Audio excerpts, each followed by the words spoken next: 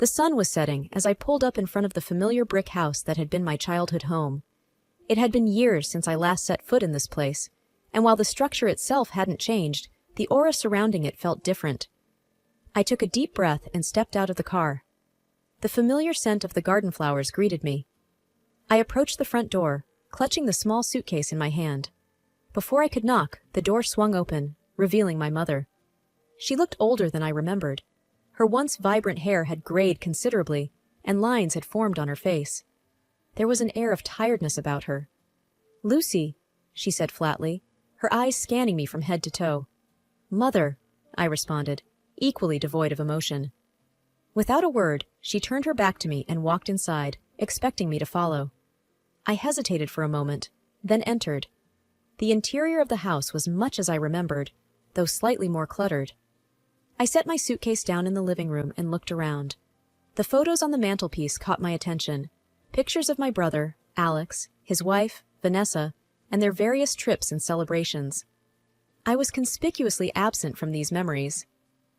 "Your room is just as you left it," Mother said, interrupting my thoughts. "Thank you," I replied, trying to maintain civility. She looked at me for a moment, her gaze cold and calculating. "Now that you're back, I expect you to contribute financially." I wasn't surprised by the demand. "How much do you need?" I asked.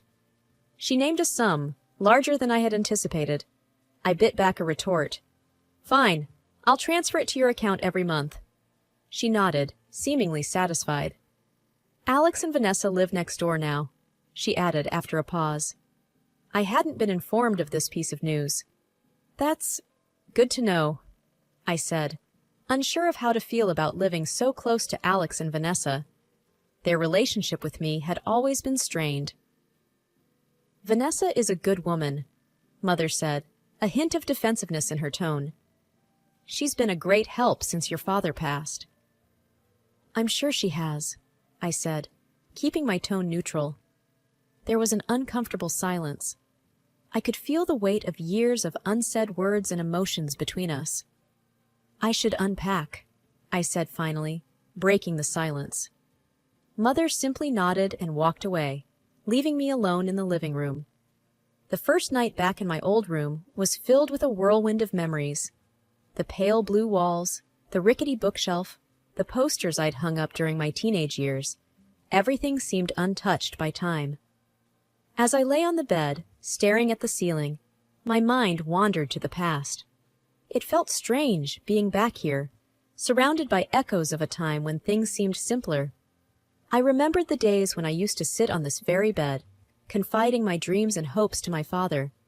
He was always my rock, always encouraging me to chase my ambitions, no matter how far-fetched they might have seemed. I recalled a particular evening when I was around 15. I was feeling dejected, upset over a comment my mother had made about my appearance. I remembered coming to my room, tears streaming down my face, when my father walked in. "Lucy," he had said, sitting down next to me. "Why the tears?" "It's Mom," I'd sniffled. "She said I look like her when she was my age, but she's just being kind.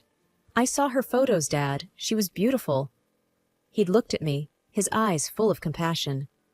"Your mother was, and still is, a striking woman. But beauty is more than just looks, Lucy. It's the kindness you show, the love you give, and the way you treat others. And in those aspects, you shine brighter than anyone I know." I'd smiled weakly, taking comfort in his words. "Thanks, Dad." He had hugged me tightly, whispering, "Always remember, you're capable of great things." Shaking off the memory, I decided to go downstairs and make some tea. The house was silent, with only the faint ticking of the wall clock. As I passed the living room, I noticed a bunch of old family albums stacked on the coffee table. Curiosity got the better of me, and I began flipping through them. There were many photos of my mother in her youth, looking radiant and confident. Photos of family trips, holidays, and gatherings. My brother, Alex, prominently featured in most of them, always the center of attention with his charming smile and good looks. It was evident he was the apple of my mother's eye. As I continued to turn the pages, I stumbled upon a photo of Alex and me during one of our rare moments of camaraderie, probably taken during a family vacation. I smiled, remembering the day when we built sandcastles together, competing to see whose would last the longest against the tide. Lost in thought, I was startled when I heard a voice behind me. Going down memory lane? I turned to see Alex standing there, looking much the same as he did in the photos, albeit a few years older and with a touch more arrogance in his eyes. "Alex," I said, surprised. "Didn't expect to see you here so early." He shrugged, leaning against the doorway. "Thought I'd check on Mom and, of course, see how you're settling in." I hesitated for a moment. "I'm doing fine. It's good to be back." Alex smirked. "I'm sure it is, especially with Mom's finances coming to your rescue." I frowned, not appreciating the insinuation. "I'm here because I want to be close to family, not for any other reason." He raised an eyebrow. "Sure. Anyway, just wanted to remind you not to forget about the money you promised Mom." I sighed. "I won't forget." Alex nodded, his gaze lingering on the family albums. "Good. Just remember who's really taking care of things around here." With that, he turned and left, leaving me feeling a mix of annoyance and sadness. Time seemed to go by slowly in that house. The days blurred into one another, with the routine being much the same. Every morning, I'd wake up, make breakfast for Mom and myself, and then work from home. I had hoped the atmosphere would improve, but it only seemed to grow tenser. One evening, after a particularly grueling day of work, I decided to treat the family to a home-cooked meal. I had always found solace in cooking, and it felt good to do something productive that wasn't tied to my job. As the aroma of roasted chicken and fresh-baked bread wafted through the house, I hoped it would be an evening of peace and unity. When dinner was ready, I set the table and called everyone. Alex and Vanessa had been frequenting our house almost daily since my return. I never really understood their constant presence, but I tried to maintain civility for my mother's sake. Vanessa was the first to comment as she took her seat, her eyes scanning the dishes. "Oh, a home-cooked meal? This is new. I thought you were too busy being a career woman to bother with such things." Suppressing my annoyance, I replied, "I thought it'd be nice for a change. Hope you like it." Alex chuckled. "Let's hope it tastes better than it looks." Mom, always keen on avoiding confrontations, quickly intervened. "Let's just eat. It smells lovely, dear." Dinner was a quiet affair, with only the clinking of cutlery breaking the silence. I was relieved when it was over, but just as I began collecting the dishes, Vanessa spoke up. "You know, Lucy, it's such a shame. A woman of your age, with no husband or children, all that money and success, but no one to share it with." Feeling my cheeks heat up, I retorted, "I'm content with my life choices, Vanessa. Not everyone measures success by the same yardstick." Alex smirked. "Well, some people just aren't cut out for family life. Maybe it's for the best." The sting of their words was hard to ignore, but I took a deep breath, reminding myself that I had promised Dad I would look after Mom. Mom, however, seemed oblivious to the tension. "By the way, dear," she began, her eyes on me, "the money you gave me last month is running low, and with the additional expenses—" She trailed off, glancing meaningfully at Alex and Vanessa. Vanessa smiled sweetly. "Oh, it's so hard to manage finances these days. Prices have gone up so much. But we appreciate your help, Lucy." Feeling cornered and irritated, I replied, "I'll see what I can do, Mom. But you need to budget better. I can't keep bailing everyone out." Alex's face darkened. "You stay in this house, eat our food. It's the least you can do." The room was thick with tension. I wished I could just walk away, but I was trapped in this situation, bound by my promise to Dad. Each day, it became clearer to me that my brother and Vanessa saw me as nothing more than a cash cow. Mom, caught in the middle, seemed to bend under their influence, relying more and more on me for financial help. I often felt like an outsider, isolated and unwelcome in my own home. One evening, as I was returning from a walk, I overheard a conversation between Alex and Vanessa in the garden. They didn't notice me, and their voices carried clearly in the stillness of the evening. "I don't understand why she's still here," Vanessa said, with a note of annoyance. "She has her own house, her own life. Why did she have to come back?" Alex sighed. "She's here because of Mom. But don't worry, once we get enough money, we can finally buy that house we saw downtown. We just need to be patient. Patient? It's been months, and she's so stingy. She should be giving us more, considering she's living here. Alex chuckled. She's not going to stay here forever. We need to make the best of it while she's still here. Maybe we can convince Mom to ask her for more money. Hearing their scheming made my blood boil.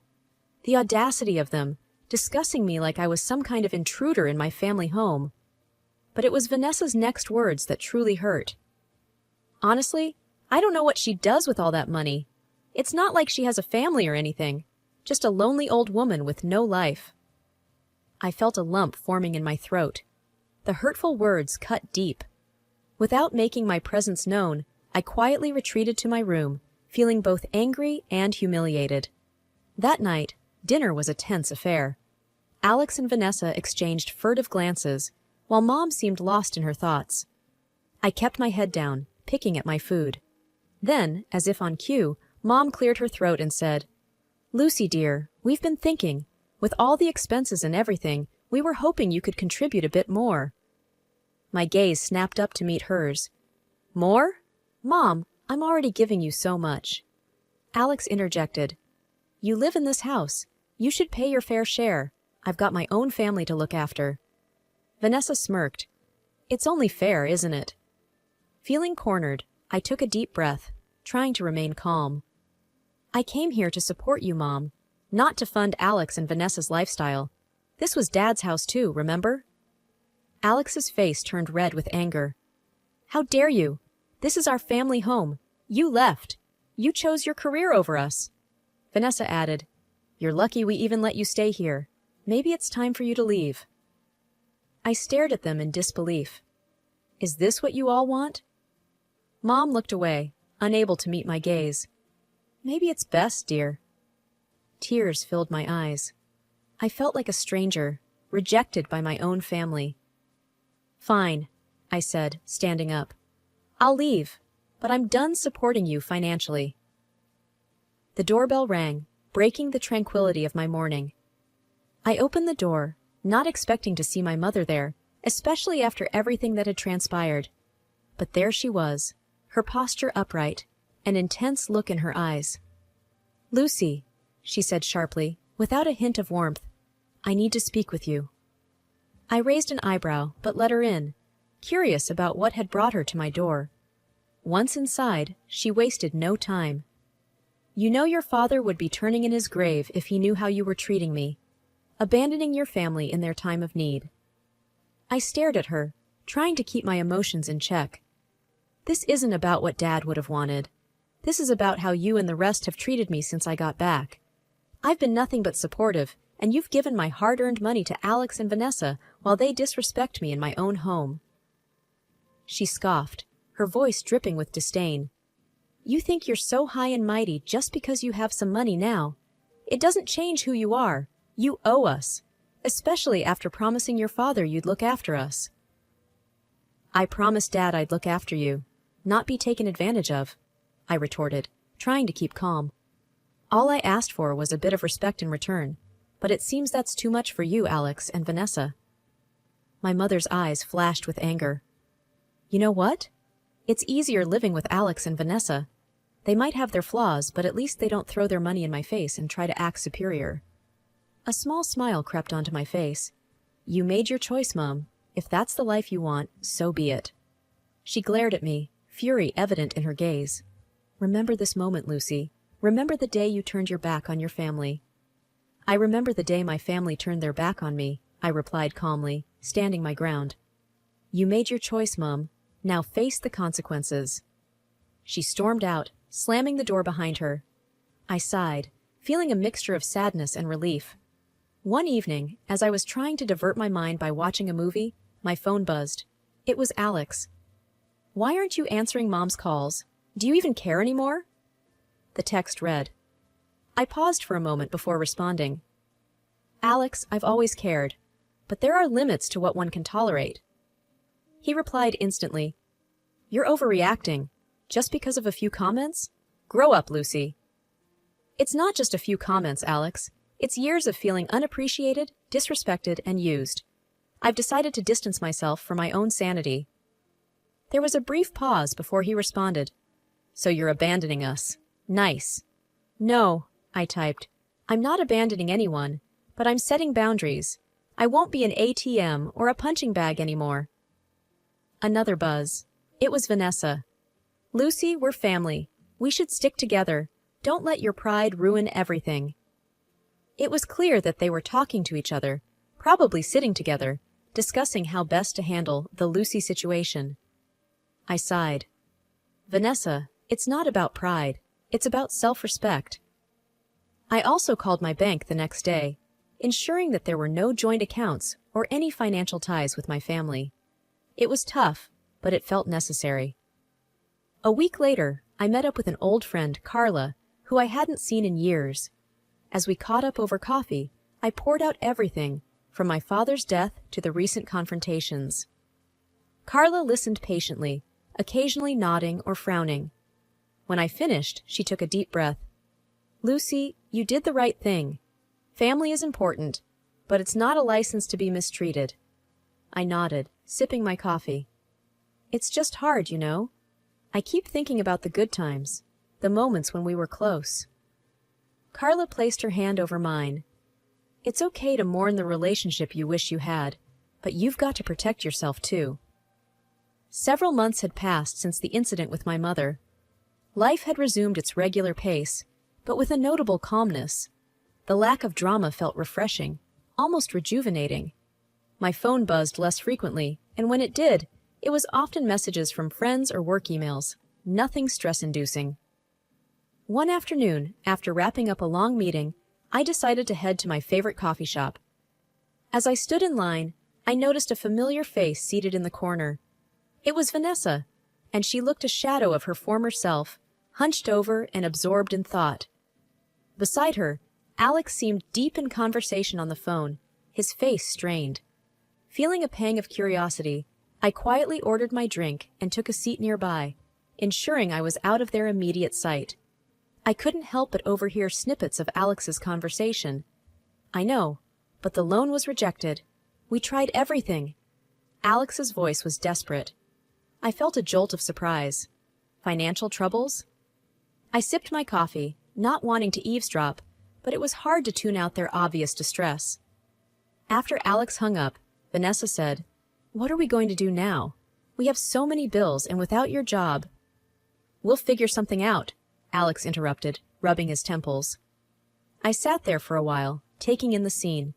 There was a twisted sense of satisfaction in seeing them struggle. Was it karma? I had always been their safety net, and now they were facing the realities of life without one.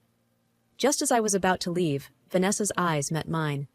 I braced myself for a confrontation, but all she did was offer a weak smile. "Lucy." "Vanessa," I replied, nodding. "I didn't expect to see you here," she murmured. "Likewise," I responded. There was an awkward pause. I could tell she wanted to say something, but the words seemed to evade her. Finally, she whispered, "Life's been hard. We're facing a lot of financial issues." I nodded slowly. "I'm sorry to hear that." Alex, realizing I was there, interjected, "Lucy, can you help us out? Just one last time?" I took a deep breath. The old Lucy would have said yes immediately, but this was the new Lucy, the one who valued self-respect over appeasement. "I'm sorry, Alex. You both need to figure it out on your own." Vanessa looked down, tears forming in her eyes. "We're family, Lucy. Can't you see we're struggling?" "Yes, Vanessa, I see. But I'm not responsible for your choices. Maybe this is a chance for you both to learn and grow." Alex looked at me with disbelief. "So that's it? You're just going to watch us sink?" I stood up, ready to leave. "It's not about watching you sink. It's about letting you learn to swim on your own." It was a crisp morning when I sat in my favorite cafe, the sunlight streaming through the window warming my face. Over a cup of freshly brewed coffee, I was lost in thoughts about the whirlwind of a year it had been. My phone buzzed, pulling me out of my reverie. There was a message from Katie, an old school friend and a distant relative of my mother's. "Hey, Lucy, long time. Not sure if you've heard, but things have changed a lot back here. Your mom, Vanessa, and Alex had to sell the house. They're now in a rented apartment. To be honest, it doesn't seem great. They're constantly at each other's throats. Your mom mentioned their mounting debts. I just thought you should know. Hope you're well. I typed back. Thanks for letting me know, Katie. Hope you're doing well. I paid for my coffee and walked back to my apartment, the city sounds in the backdrop. Once home, I found a note slid under my door. Curious, I picked it up. It was from my mother. Lucy, I don't know how to say this. We're in a tight spot. Vanessa and Alex's habits haven't changed, and our debts have piled up. We had to let go of the house. I know we haven't been on the best terms, but I was wondering if you could help? Love, Mom. A rush of emotions washed over me. For a brief moment, guilt and empathy battled within. But then, clarity dawned. I had already paid my dues, both emotionally and financially. It was time for them to face the music of their own choices. Sitting down, I penned a short reply. Mom, I received your note. I'm sorry to hear about the situation. However, I've chosen a path of self-care and well-being. I've done my part in the past, and now it's time for you both to take responsibility. I won't be able to assist financially or otherwise. Please understand. Take care, Lucy.